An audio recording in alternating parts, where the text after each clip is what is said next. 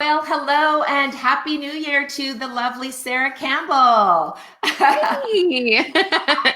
So excited that you're here today. And for 2019, we're doing a brand new format with Ultimate Music interviews live on Facebook. And I'm absolutely thrilled to have my very first guest, the lovely and talented Sara Campbell. And Sarah's a music business coach. She's actually my coach. And she's also with Upbeat Piano Teachers. And I just want to talk a little bit about you, Sara, because you are one impressive lady. She's a piano entrepreneur who loves to educate and entertain. And I think there's a bit of a party girl in there. That's probably why we get along so well, because we're little party animals. And she is very creative in her teaching ideas and obviously your business practices, which is hugely successful. She's an expert blogger at sarasmusicstudio.com, co-host, of course, of Upbeat Piano Teacher, and expert at Tim Topham's Inner Circle. And outside the piano world, I know you're also an entertainer as well, Sara, and you work for independent voice teachers at cooperative. Now, here's an interesting, your passion says. My passions. I love it. And wine and working as a business coach. Now, I'm wondering if that was the correct order or if that. Yeah, let's see. Yeah, yoga, cats, and wine. I maybe put cats first. We'll move cats to the top. I see your lovely cat. I actually have a little cat. It's actually in my studio upstairs. But it's just, it looks like a real cat, but it's just one of those little ones. But I thought, oh, I should have brought it. So next time I love it.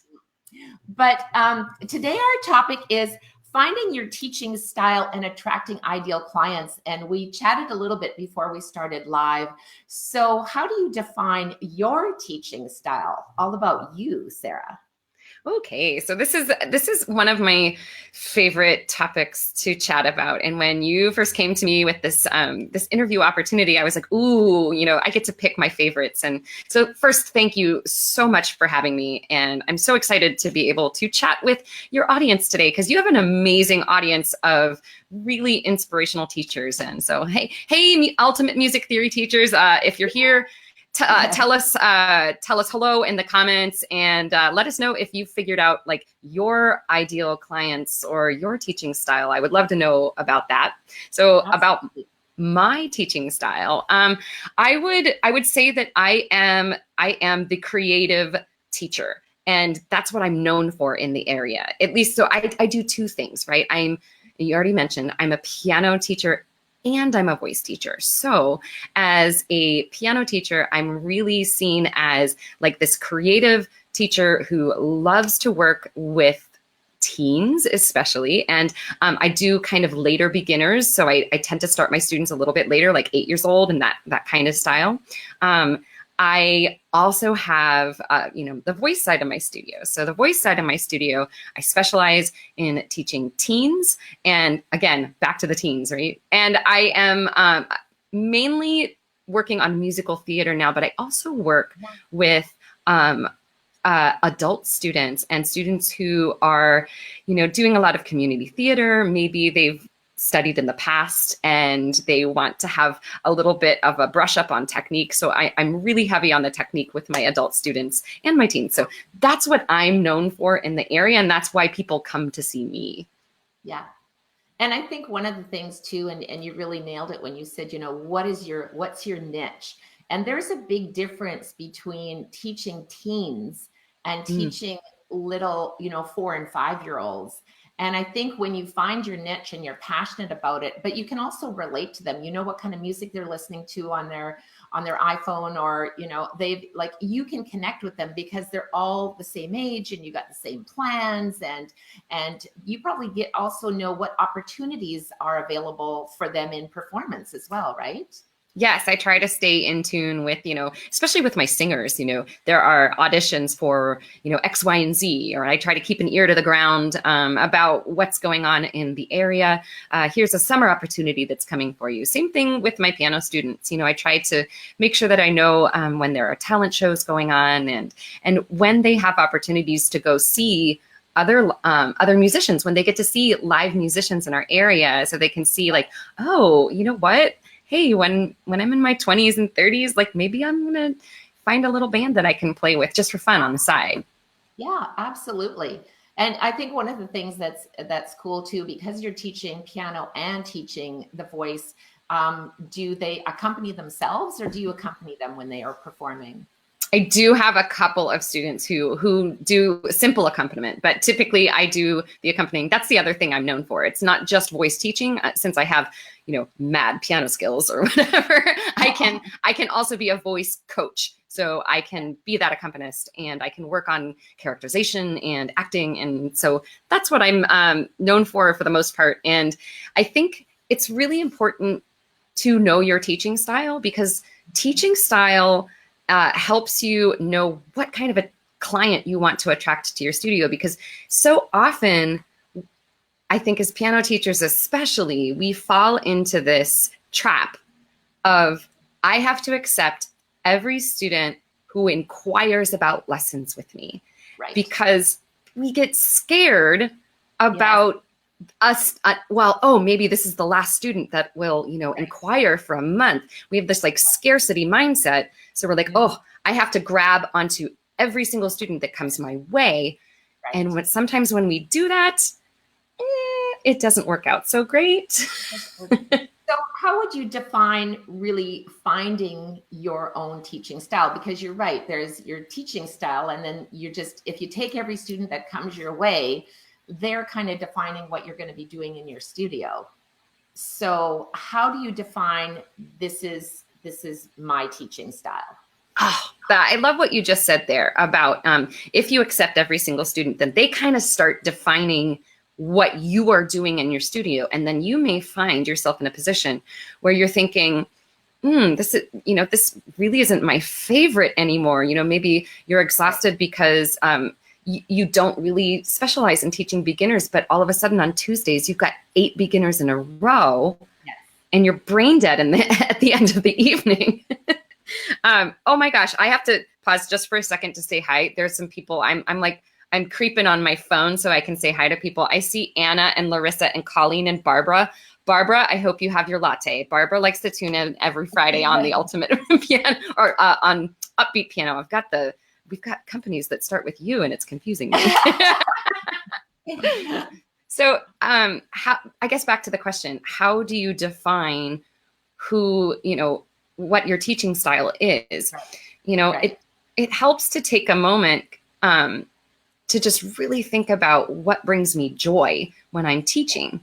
So I like to think about, who are the students on my schedule who, after that lesson, I just feel so inspired and ready to teach, going, oh my gosh, if I could just clone this kid and have like 10 of them, that would be perfect. So it's not to say that you don't like the other students. So I'm not starting from, when I was thinking about this topic this week, I don't want to start with, these are the students that I don't like to teach. Mm-hmm. That's not where I want to start. I want to start with, who are the students that just truly inspire me and really bring a lot of joy to my life? And so then you start looking at, well, what are those commonalities between these students? Right. Oh, okay. Well, hey, I've noticed that I really like this particular age range. Maybe I just mesh with those students a little bit more. Or maybe I've started to see, okay, well, these kids are super duper focused. They might be really self-motivated. Maybe you start to see those little common threads. And so now you start thinking about, okay, well, my teaching style meshes with these types of people. And then you start defining what you like to do in your studio. And in turn, that starts defining who you want to see in your studio. Yeah. And I think, an interesting thing too, is that when I first started teaching, and, you talk about how we have that student that we don't quite connect with. And when I was doing my neuro-linguistic programming and I started to learn about learning styles, I had a real aha moment in realizing that there's visual, auditory, and kinesthetic learners. And if my teaching style is, I'm a very visual. If anyone said, what's your VAC? Are you visual, auditory, or kinesthetic? I would say, absolutely, I'm visual. And so I think we need to expand that if we have this student and we like them, but we're not quite connecting, it sometimes it's like, well, what am I missing here? And maybe it's because I'm not teaching to that student's learning style. So I think that's another thing, that when we think about how can we connect with our students, it's, well, are we interested in learning about learning styles, or do we just want all visual learners, or do we just want auditory? Do you know what I mean? So Right. I think as educators, like I'm always learning, as you know, my coach. I love to learn new things, and I want to expand that. So I think sometimes just even getting to know about learning styles and how do we define that, and if we don't know our own learning styles, oops. Ooh, that's a good reminder. No, mine's off. Okay, go. Yes, I will just hit off here. Sorry about that. So yes, auditory learners. Yes. I love that point. That's fantastic. Yeah. Having knowing there's different learning styles out there too. So I think when I say, like, you want to learn about your own learning style, and that in turn starts to teach you a little bit about your ideal client. I also want to say, like, that doesn't mean that you have to, like, niche yourself down to like, there's only one type of student that I'm going to accept in my studio.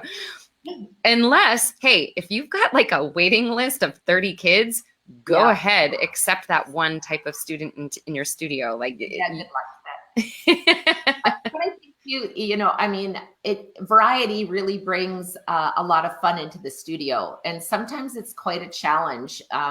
You know, I don't really teach adult students. I have, but I always found they don't practice, or, you know, they've just got other things, or they just want to come and talk. And so, you know, we talk about your teaching style, and I'm like you, Sarah. I like the teens for sure. And I think when my students come into my studio, if they're 6, I know that I'm going to spend my lifetime with you, because my expectations are, you know, that I'm going to be at your wedding someday. Just don't ask that, you know, don't want to be singing or playing the piano at your wedding, maybe, but I think it's long-term.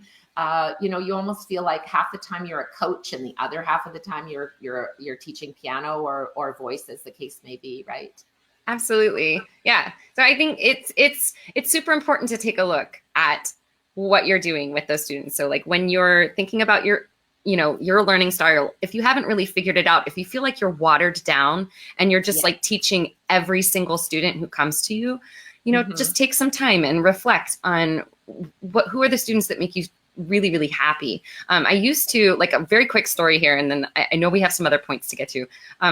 I used to have a sentence on my website that said, piano and voice, you know, I think it was like piano, voice, and theory for all ages and all levels. Right. And okay, at the time, it was because, hey, I needed to build my studio. I was in, so my coach, Michelle Marquardt DeVoe, she calls this warm body mode, right? You needed to get warm bodies in those studios. You had to build those rosters. Hey, sometimes it comes down to needing to make a living, right? Exactly. Yeah. But as my studio began to grow and I had more and more people inquiring, then I had to revisit that. Like, do I really want to teach all ages and all levels? That's not how I advertise anymore. So actually, that was a great segue, because we're going to start talking about something else. Yes, that is a good segue. Yeah. Well, and you know, you're right about being specific. If you want to teach beginners, you know, your advertising needs to reflect what kind of ideal clients do you want to attract? And do people really care about, you know, I've seen some ads that are, you know, I've been teaching music for 35 years. I mean, does anyone really care? And right. You know, are they going to sign up because you've been teaching and you're 100 years old? I don't think so. Right.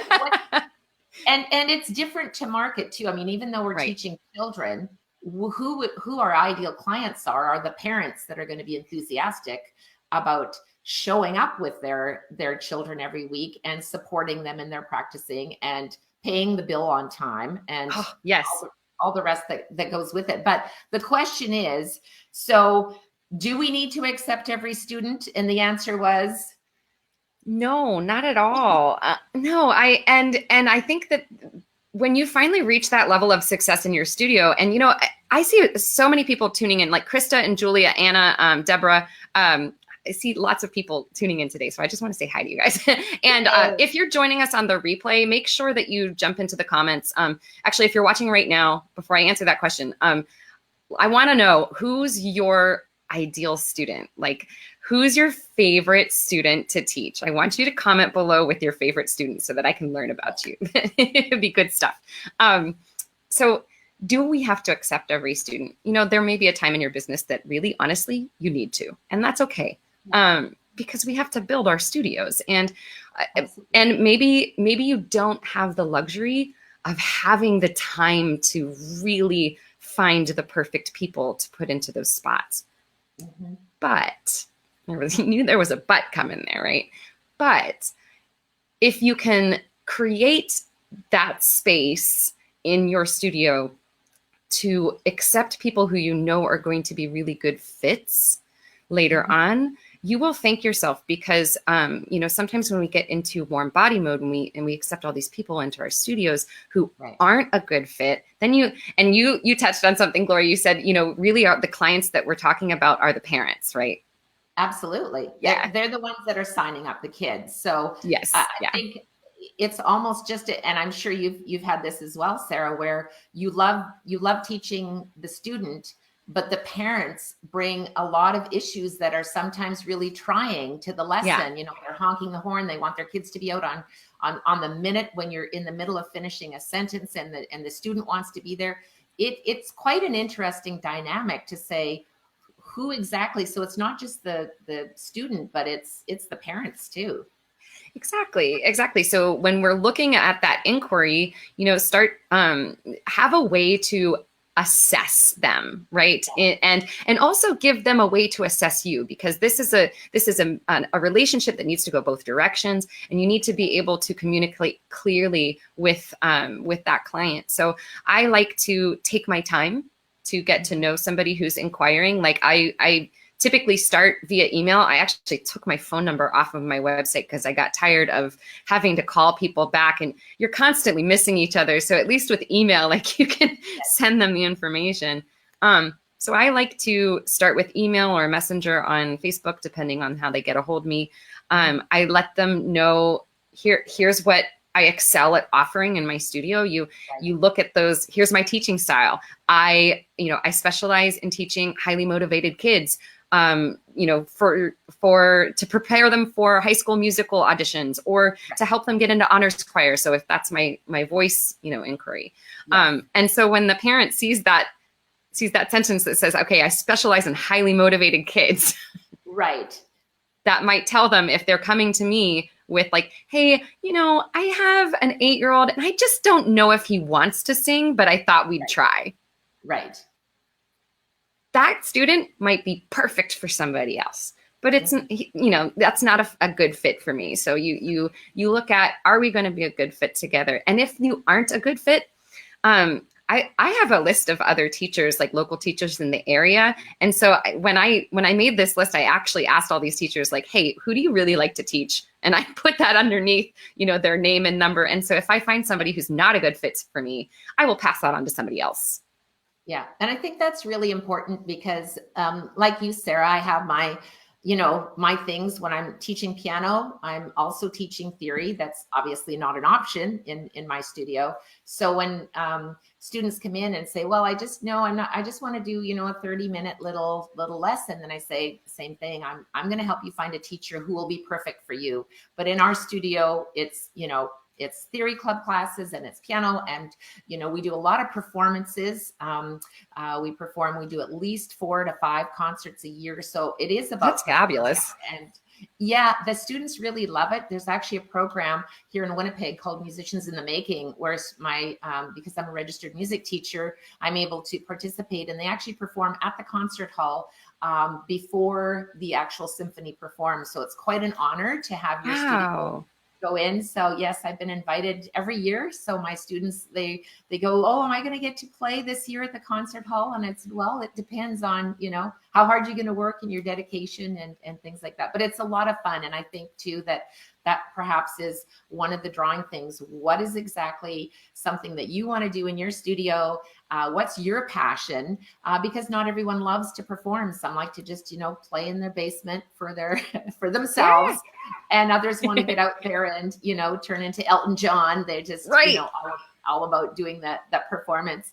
So now we know we want our students. So what are some ways I can advertise that will show my teaching style? Like, what are really good ways to advertise? Because it's interesting. As a piano teacher, I'm a teacher, so that's what I do, and I do it well. But marketing, that's like a whole new ball game, right? It is. Yeah. And there's so many, there's so many ways to market, and it can get really overwhelming, especially if, you're trying to do a million different ways to reach people. So first, I like to say, like, kind of pick 2 or 3, like, and really focus in on those methods of advertising to see if they work. Because if you've got although if you have a marketing team, just go for it, do the 20 different places and let them do the analytics. But if it's just you, maybe pick 2 or 3 things so that you can see what really works and what doesn't. So it all comes back to kind of where we started, right? So if we think about figuring out our learning style, right, that then in turn helps us figure out who those ideal clients might be, right? Yeah. And then that's going to help us, decide when a student comes to you or a client, inquires about a lesson, that helps you decide, okay, is this going to be a good fit? And now how do we get those good fit people to contact us? Yes. Unabashedly advertising and letting people know what you love to do and who you love to do that with. So if you are if you have like a Facebook page for your studio, a great way to attract that ideal client is to show what's happening in your studio. So if I have, if I'm trying to attract more voice students, maybe I do shout outs about, hey, congratulations to Sophia for getting the lead in the musical at so-and-so high school. I'm so proud of you. And then include something in later on in that post that says, hey, and if you are auditioning for, your high school musical and you're a little nervous, why don't you give me a call? Or I just thought about another ideal student that I have, so I mentioned that I really do like teaching teens. And I have a couple different types of teens that I like to teach. I have those who are like super motivated and they want to play the flashy pieces and do all the cool recital things, right? But I also have quite a few teens who are not into performing, because there's a little anxiety with that. And I can really connect with that because, believe it or not, like, I have crazy social anxiety. Like, people are like, you're such an extrovert on camera. I'm like, nah. So I can connect with those students because I really understand where they're coming from. And so I have a whole like little clientele of students who play for themselves.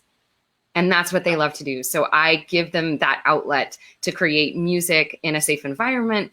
And so how would I advertise to that student, right?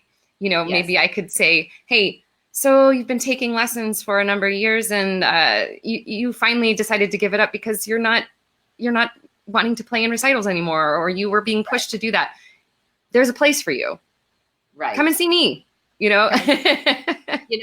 told a little story, and so you just reminded me of one that I need to share. So in doing my advertising, I wanted to fill my studio. This is a lot of years ago. So I made up a flyer, a 1-page flyer. And you can't really solicit and stick it on everybody's windshield in the parking lot at Walmart. But what I did do is, it was back to school time in the fall. So I took my flyer and I had it in my purse, and I went to Walmart to where kids were getting school supplies. And there was 1 million parents there with their kids. And I just kind of stood back and I observed. And if the mother was screaming at her child to, like, it was just that antagonistic relationship, I didn't bother approaching them. But if there was a lovely lady who was engaging with her child and they were having fun and she's going, oh, get the pink one. The pink one is so perfect. It'll go with your, your tote bag and all this. I just said, oh, and I noticed you're getting school supplies, and do you take music? So I literally handpicked the people who I already saw having a good relationship with their child. I said, oh, I'm having an open house. I'm a music teacher. If you thought about it, here's my little flyer. And so I wasn't soliciting. It was just engaging in conversation. But I did find that, I had a full studio. I had people coming to the open house, and that way they could see the studio. We could meet each other. I'd already kind of seen them interacting with their child. And the flyer was all about fun, because you're right. Like, what is your teaching style? And I like to have fun in my studio. Yes, we're serious, but it's also about having relationships and having good times. And even in our theory clubs, the first theory club of every month is snack day. So everybody brings a snack, and it becomes a community, right? Where they're supporting each other and they get to hear each other play, or you might do, a recital. And I think reflecting that in the advertising is really important, so they know, oh, you're going to do recitals and you're going to do this, and like just kind of list what is it that you're going to give them. So I guess doing flyers would be great. Facebook is a good alternative.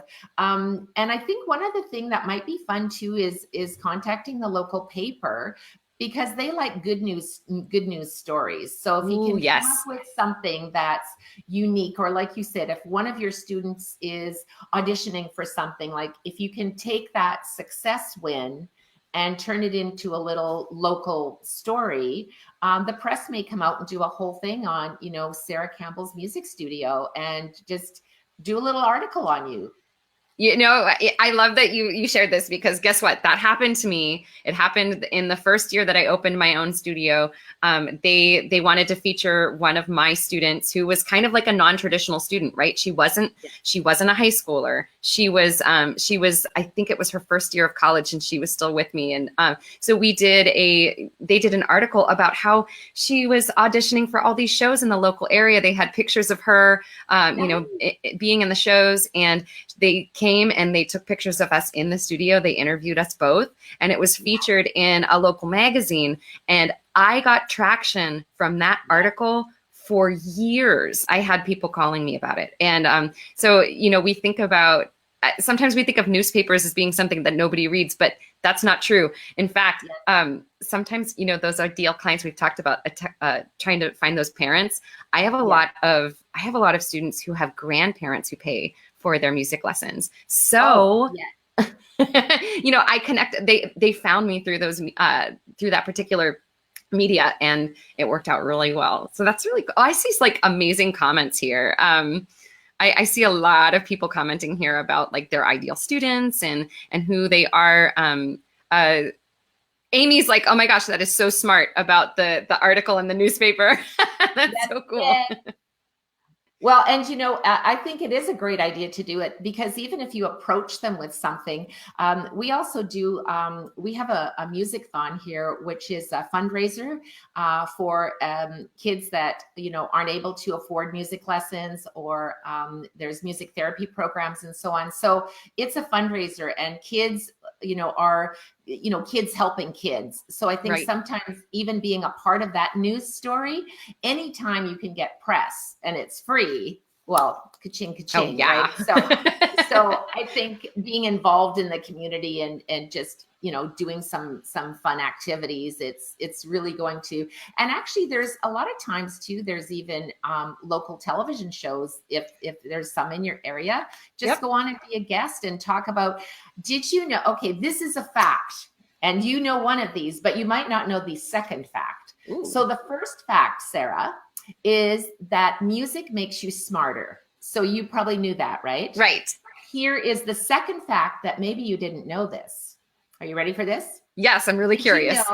Did you know that teaching music makes you better looking? I mean, fact. Makes you better looking and a more fun person. Oh my gosh. I'm sticking to that. I love that. That is so fun. Yeah. So I think that's, well, it definitely gives me the excuse to put on some lipstick and like, do my hair. So. Yeah, exactly. Well, I mean, it's just all in fun, but I so think, much fun. You know, we're just so lucky that we're in this, you know, position to do what we love to do, which is to teach. And, you know, certainly for 2019, I really want to encourage, you know, everyone that's a part of our call today and listening and watching to realize that you can get students right now. You don't have to think, oh, well, next June, I'm going to do this and this, because there's always students that sign up in the middle of the year. So I don't think we need to wait. And if you want to fill your studio, if you seriously want to fill your studio, you've got a lot of options. And we actually have a webinar, and I'll be talking about that, you know, a little bit later, but it's coming up on, and actually, if you just put in a little note here, send me the link, I'll actually send it out later. And it's all about how can you increase your income by teaching theory club classes. So rather than making $50 an hour teaching private, you can easily make $250 an hour teaching theory club classes. And, you know, it's very social. There's the whole cooperative learning theory concept that comes into, you know, doing that. Plus it you know, you've already got your piano students or your voice students. So just putting them in a theory club is kind of, you know, makes for even more fun and even more fun. Yeah. I think that's so cool. I'm glad that you're doing a webinar about this, because I'm super fascinated by the way that you run your theory clubs, because I do some group lessons, and so I do something similar. So yeah, you guys, like if you're watching right now and you want to know about this, comment below with the words theory club and Glory, and you've got some assistants here, I'm sure, who will come through and send you the links. So that would be cool. Yeah, we'll post it a little bit later. Absolutely. Yay. Well, thank you so much, Sara. Is there anything we want to add up before we wrap things up? I'll do like a quick wrap up. So like the you know, the final points, right? Yes. Define your teaching style. Spend some time thinking about like what makes you joyful in your life and who you love to teach. That's going to lead you to know who you want to teach, right? That's going to help you define your ideal client, because if you haven't done that before, you really need to. It's smart business stuff, right? Yeah. That comes from the when you're talking about your teaching style and your ideal client, that all ties into your unique value proposition. And if you don't know what unique value proposition is, I suggest Googling that and reading some articles. Important stuff. Then if you know those things, that's going to help you define who you want to accept into your studio. And it's going to help you, you know, question, should I be accepting everybody, or should I wait a little bit until I know that ideal client's going to come to me, and then use all that good stuff to advertise. And then that, you know, that ideal client will come your direction, and you do have a way to bring them there. Yeah, absolutely. Yeah. Yay. Well, it's going to be a hugely successful year. And I think just really defining your teaching style, what you're passionate about, and attracting those. And they do come, because once you have that one student, maybe they even have a friend. And if they have a friend, they're probably like-minded. So, you know, even doing little try it classes just to kind of get things going. So I will be sharing that link in there. And I just want to say thank you, Sara. It was just such an honor having you as my very first guest on our Ultimate Music Interviews Live. And I know Sara will be back again, I'm sure, with some more tips. I hope so. Yeah, if you guys enjoyed this, you know, make sure that you give us some hearts and likes below, and you can find me on Upbeat Piano Teachers. So if you hop on over to Upbeat Piano Teachers on Facebook, and I also have another page. It's the Sara Campbell I just said my maiden name. Oh my Lord. It gets confusing sometimes. Sara Campbell Biz Coach. Absolutely. So you can find me there. Yeah. You are an amazing biz coach. I highly recommend if you're thank you so much. Thank you. Absolutely. If you're stuck and just need that one-on-one coaching, I highly recommend Sara. She's got you covered. You've got this great energy, this great passion. Super fun. And if I was a teenager looking for a voice, I'd come see you for sure. Well, thank you so much for having me today. This has been so awesome connecting with you guys. Yeah, for sure. Absolutely. So find your teaching style and go get your ideal clients. Thanks, Sara. Thanks, Glory. See you next time.